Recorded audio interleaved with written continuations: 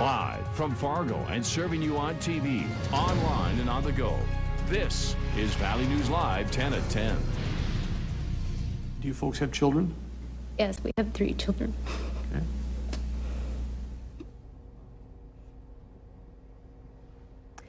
Minutes into testifying, the wife of a suspended West Fargo teacher accused of having a sexual relationship with a teenage student broke down on the stand. Good evening. Thanks for joining us. Marie Knodel says she was shocked when authorities reached out to her about the allegations against her husband. Marie said her husband, Aaron, is a good man. And as Valley News Team's Macy Enger explains, a lot of her testimony matched her husband's. Good afternoon, ma'am. Would you please state your name? Marie Knodel. Aaron Knodel's wife took the stand for the defense. He worked all the time. Marie says her husband's work would impact how much time he would spend with the family.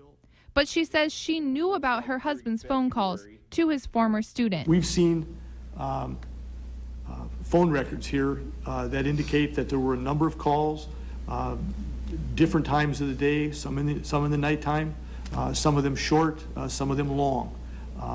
Any of that surprise you? No. Did she know about them in the middle of the night? She knew that I would be having phone calls with her late at night, yes. But she didn't know that according to the prosecution, 23 calls from January to March were made after 11 p.m. Questions came up about the Knodel's house, where the alleged victim testified that Aaron Knodel invited her and described the home. Marie Knodel pointed out several discrepancies from what her husband's accuser said. When you come down the stairs, the boys' bedroom was to the right, the first door to the right. Right, so that's actually missing there. There would have been a bedroom Right. right when you come down the stairs. Marie Knodel will take the stand again to finish cross-examination from the prosecution. Macy Enger, Valley News Live. Earlier in the day, Aaron Knodel denied having any sexual relationship with the alleged victim. He also denied writing handwritten notes left in a copy of a novel, which the student testified on Wednesday she gave him, and he returned with sticky notes attached.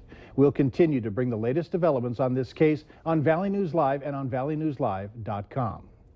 It's now been confirmed that a commercial turkey flock in Lemoore County, North Dakota, has the avian flu. That's according to the USDA. This is the second case documented in the state so far. The other is in Dickey County. The flock in Lemoore County has approximately 69,000 turkeys and about 2,000 chickens. The location has been quarantined. The flock will be destroyed to hopefully prevent any further spread of the disease. The Minnesota Senate is moving to lift a ban on gun suppressors, even as Governor Mark Dayton has promised a veto. Minnesota's Senate and its Democrat leaders have shown little interest in expanding the state's gun laws this year. But a rural Democrat led a successful attempt to legalize suppressors along with a handful of other changes to the firearm law. Governor Dayton has vowed to veto any bill with suppressors. Advocates of the suppressors say that they are used to prevent hearing loss and improve aim by cutting down on recoil. The rules are clear. If you carry a firearm or keep one in your home, keep it locked up and away from your kids. But a Detroit Lakes, Minnesota man is taking a different approach, wanting to put guns into young children's hands. Valley News Team's Krista Bames shows us how his course works. Finger on the trigger. Her tiny 8-year-old hands barely fit around this gun.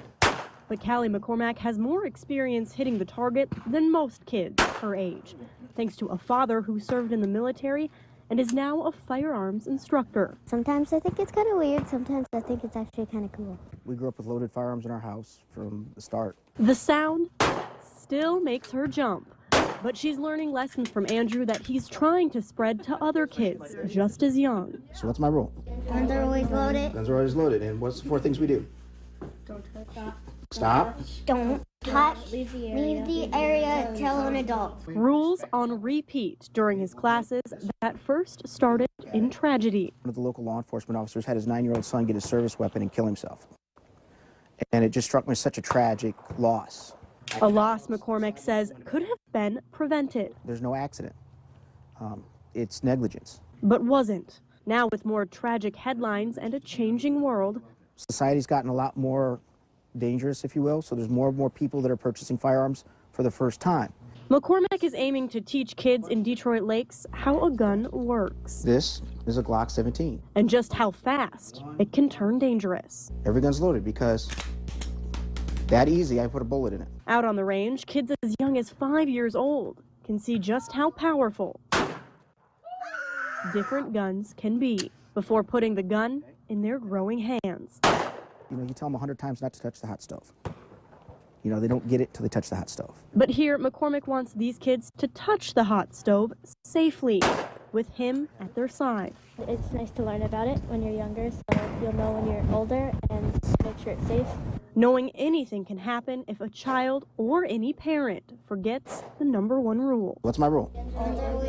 In Detroit Lakes, Krista Baim, Valley News Live. Now we have more information on this course on our website. Go to it at valleynewslive.com.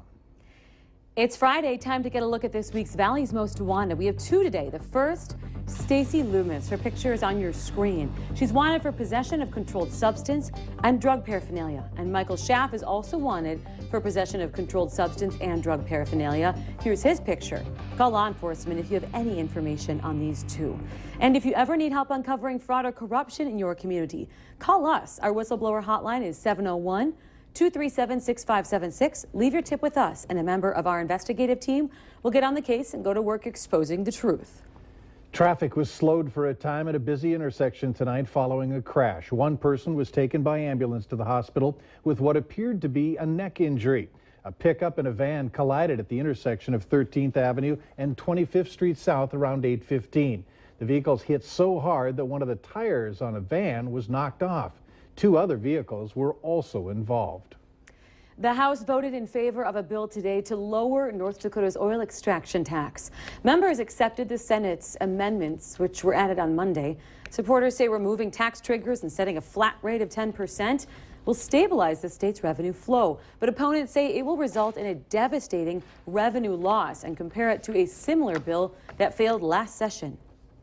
At that time, we projected that we would lose nearly $600 million if we would have passed the bill that was proposed in this chamber last session. We were wrong. We actually would have lost nearly $900 million if that bill would have passed. If that would have happened, there would have been no surge bill this session. The bill now goes to the governor's desk. There are more than 1 million registered vehicles in North Dakota emitting chemicals into the air. Currently, North Dakota does not require smog testing or emission checks for motor vehicles, and a division of the Air Quality Board that lawmakers will not change that anytime soon. The co-owner of an auto repair shop says most of his customers are not concerned about what their vehicles are emitting. However, not bringing their cars in for routine maintenance can affect its performance and cost owners more. You could use a little more fuel. That would be one way. You might get to a point, if the emissions are bad enough, to where you'll actually plug up the catalytic converter. Now, Bender says he is more concerned about people who don't bring their cars in for new brakes and suspensions. A couple of road closures to keep in mind throughout the weekend, and especially as you head back to work on Monday morning. Starting Monday, the 5th Avenue South will be closed between 10th and 11th Streets. That's also for sanitary sewer repairs. Traffic will be detoured to 4th and 7th Avenue South. And 35th Avenue South will be closed between University Drive and 15th Street South. This closure is necessary for the installation of a new in-street median at the crosswalk in front of Courts Plus. Now remember to like Valley News Live on Facebook. You can follow the latest news, weather, and breaking news updates anytime on your feed.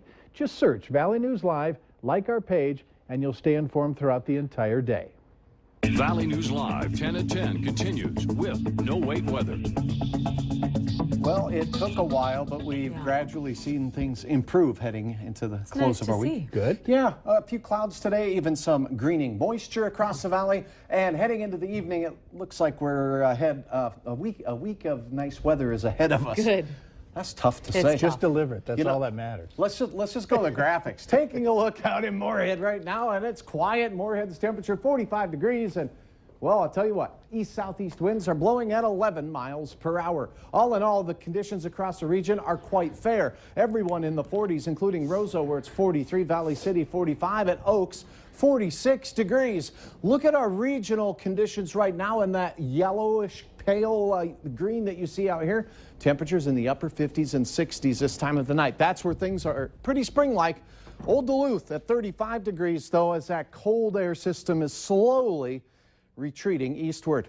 And that is where we see a few flakes on the radar. A cloud cover across Minnesota tonight, and it's trying to clear off to the west of the Fargo-Moorhead area, but having some struggles. A lot of thunder and lightning from Watertown and down towards Sioux Falls as some good old-fashioned rain event taking place there. Nothing really overly severe, although there have been a couple of strong storms there tonight, showing us that this time of the year we can certainly see some of those strong storms. Notice the cloud cover kind of building back in toward Jamestown and Devil's Lake, where you did enjoy some sun today. Your high temperatures hit that 60-degree mark, but that's not the case as we headed out to the east where we have 30s. Now, overnight, we'll see those clouds just continue to pour in here with these east winds. Saturday morning, we start out in the upper 30s to around 40 degrees. Those clouds acting as a blanket to keep things a little warmer. And thanks to the fact that we have clouds, we could have spotty sprinkles here and there.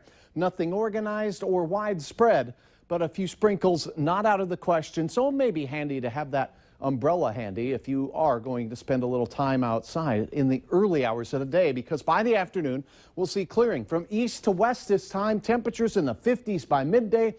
We'll be close to 60 down in our southern and southeastern counties by the afternoon. All in all, looks like a mighty fair day in places like Bemidji, Baudette, Roseau, where you'll see more sunshine than you've seen in a few days. And the trend continues into the evening. Saturday evening, wind a little breezy, 10 to 20 miles per hour across the region. But conditions of the sky will be clearing, and that sets the stage for a pretty fair Sunday.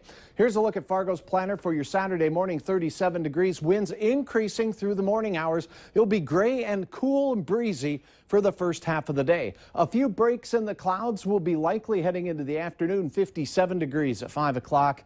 Still having those winds, though, at around 20 miles per hour. So a breezy Saturday with the temperature going in the right direction. Southeast North Dakota, a lot of mid-50s, a few upper 50s, and likewise, we'll see plenty of 50-degree weather in Lakes Country for our start to the weekend. Then as we head up into the northwest quarter of Minnesota, temperatures finally hitting 50 degrees in Bemidji. A great start to the weekend. And you may want to watch this. 56 in Grafton, 56 in Carrington, 56 in Cooperstown. It looks like a real pleasant day in the Devil's Lake Basin as well. Sunday, by the way, those clouds clear out of here for most of us, and we'll have a chance at seeing mid-60s for spring-like weather returning. And that has the swans swimming to a happy tune. Thank you, Melissa, for sharing this. This is on Johnson Reeves Lake, not far from Devil's Lake. All right, here is a look at your forecast. Sunday, again, 65 mild degrees, not much wind. Chance for some sprinkles again in the forecast Monday into Tuesday. And then the rest of the week, oh my.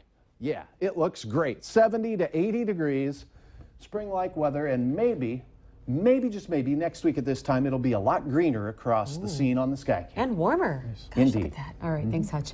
Now, want to stay up to date on all the breaking news and weather alerts wherever you go? Sign up for our Valley News Live text alerts. Head to our website, valleynewslive.com, and click the text alerts button for all the details.